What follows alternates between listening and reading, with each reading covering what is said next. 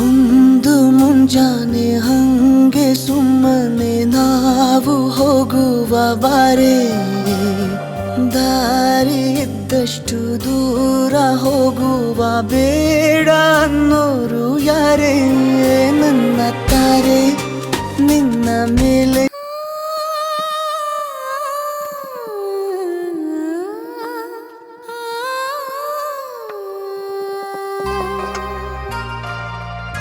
ಇವಾಗ ನಾನು ಸಂವಿಧಾನ ಓದ್ಬೇಕಂತ ಕೂತೀನಿ.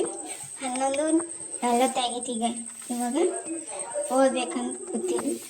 ಇದು ಓದ ನಂತರ ಮತ್ತು ನಮ್ಮಲ್ಲಿ ನಿಂಬೆ ಗಿಡ ಮಾಡ್ರೆ ಅವು ನಿಂಬಿಕೆ ತುಂಬಬೇಕು. ಅದ್ರ ಸಲುವಾಗಿ ಹೀಗೆ ಟೈಮ್ ಸಿಕ್ಕಿದಕ್ಕಂದು ಓದಾಕತ್ತೀನಿ. ಅವ್ರನ್ನ ಡಾಕತ್ತಾರ ಅದ್ರ ಸಲ ಓದಾಕತ್ತೀನಿ ಗಳಿಸಿ. ಇವತ್ತು ನಾನು 4 ಮಂತ್ ಕೋಚಿಂಗ್ ತೊಗೊಂಡಿದ್ದೆ ಗೈಸ್.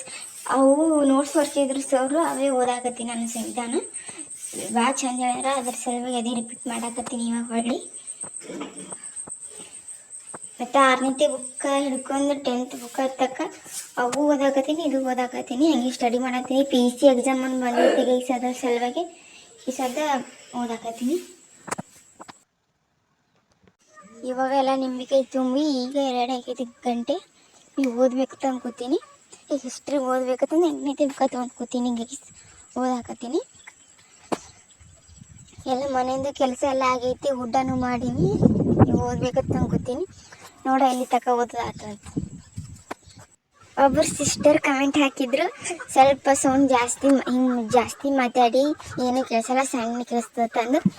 Thanks sister. ಸ್ವಲ್ಪ ಮಿಸ್ಟೇಕ್ ಆದ್ರೆ ಹೇಳ್ತಿರಲ್ಲ, ತುಂಬ ಥ್ಯಾಂಕ್ಸ್. ಈ ಸರಿ ಜೋರಶೆ ಮಾತಾಡ್ತೀನಿ, ಮುಂದಿನ ವಿಡಿಯೋದಲ್ಲಿ ಜೋರಶೆ ಮಾತಾಡ್ತೀನಿ. ಓಕೆನಾ? ಪ್ಲೀಸ್ ಹಿಂಗೆ ಸಪೋರ್ಟ್ ಮಾಡಿ ಗೈಸ್. ಒಂದು ಸ್ವಲ್ಪ ನಾನು ಭಾಳ ದಿನಗಳ ನಂತರ ಯೂಟ್ಯೂಬ್ ಚಾನಲ್ ತೆಗೆದು ಇವಾಗ ವಿಡಿಯೋ ಹಾಕಕತ್ತೀನಿ.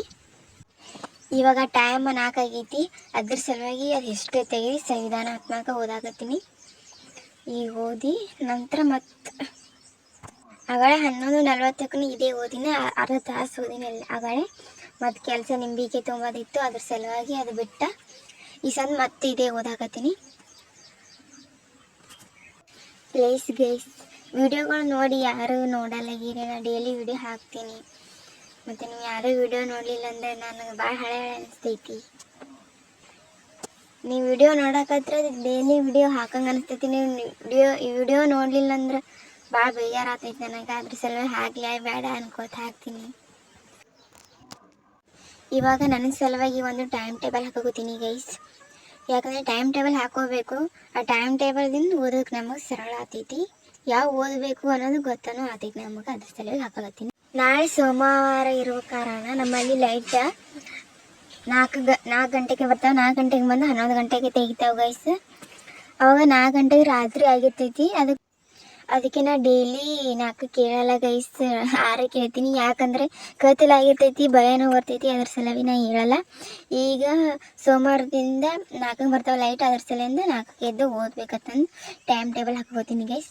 ಆ ಪ್ರಕಾರ ಡೈಲಿ 7 ದಿನ ಆ ಡೈಲಿ ಪ್ರಕಾರ ಓದ್ತೀನಿ ಗೈಸ್. ನೀವು ನೋಡಿರಿ.